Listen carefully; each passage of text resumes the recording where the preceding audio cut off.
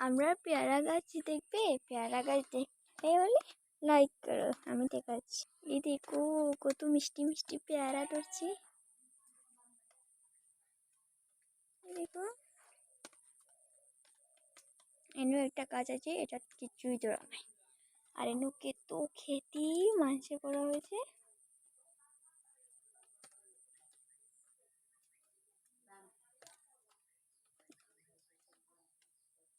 তো এনু কত কচু দেখতে পাচ্ছ, কত কচু গাছ আছে। আর এই দেখো পেয়ারা ধরছে, পাকিয়ে খাচ্ছে।